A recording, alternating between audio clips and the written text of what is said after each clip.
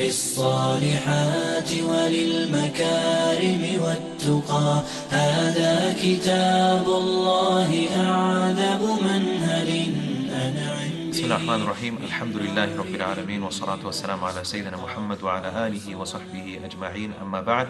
Assalamu alaikum wa rahmatullahi wa barakatuh.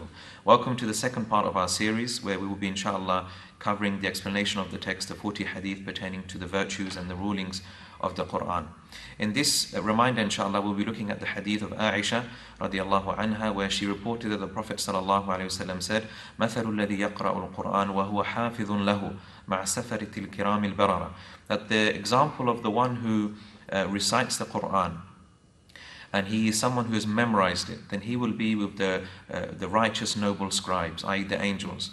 وَمَثَلُ الَّذِي يَقْرَأُ الْقُرْآنَ. And the example of the one who recites the Quran, وَهُوَ يَتَعَاهَدُهُ. And he strives to recite the Quran, and he exerts a lot of effort to recite the Quran. وَهُوَ عَلَيْهِ شَدِيدٌ. But it is difficult upon him to recite the Quran, and he finds it very difficult.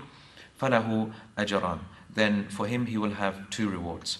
This is a very well-known hadith that speaks about the virtues of those who read the Quran and they are proficient in its recitation and they have memorized the Quran. So, مَثَلُ الَّذِي يَقْرَأُ الْقُرْآنَ. The example of the one who recites the Quran, meaning the one who continuously recites the Quran. In every moment of the time, then the opportunity they have to recite the Quran, they recite it, they ponder and reflect over its meanings. وَهُوَ حَافِظٌ لَهُ. And he is someone who has memorized it. And according to another version of the hadith, it mentions the word, and he is mahir, meaning he is a proficient and expert reciter. Then such a person, what is his virtue? Then he will be with the safara, the noble scribes, the angels. And the scribes, the angels, they are those who pass on the revelation to mankind. These are the angels that pass on the revelation to mankind, and hence they were given this description as being the safara, the scribes who write down the revelation.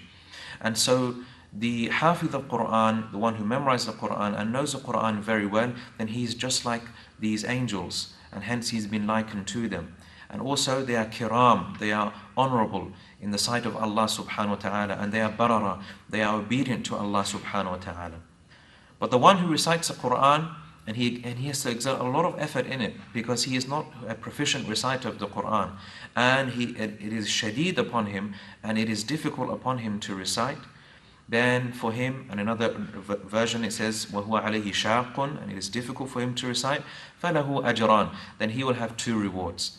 Many people, unfortunately, though, misunderstand this hadith, and they think that it means that the one who struggles to recite the Quran actually gets double the reward of the proficient reciter. But this is not the case, as the scholars have mentioned. Rather, the proficient reciter gets much more reward than the one who struggles to recite the Quran. So what does it mean that he will have 2 rewards? Meaning he will have 1 reward for reading the Quran, and he will have another reward for going through the hardship of reciting the Quran. But without a shadow of a doubt, the Hafiz of the Quran, the proficient reciter of the Quran, he will have much more reward, and he will be with those angels. He is on the same station as those angels in paradise, as many scholars said, because he resembles the angels, because they preserved the Quran and they passed on the Quran to mankind. Likewise, the Hafiz of the Quran, the one who memorized the Quran and has learnt it, then he will be with such people. May Allah subhanahu wa ta'ala make us from the people of the Quran. And inshallah ta'ala, in the next reminder, we will be looking at the hadith of Anas radiallahu anh, where he mentions that the Prophet sallallahu alayhi wasallam said that the people of the Quran, they are the people of Allah subhanahu wa ta'ala, and they are the select group of Allah subhanahu wa ta'ala. So inshallah, tune in for that reminder, inshallah ta'ala, and we ask Allah subhanahu wa ta'ala to make us from the people of the Quran, who are the people of Allah subhanahu wa ta'ala. بارك الله فيكم والسلام عليكم ورحمة الله وبركاته.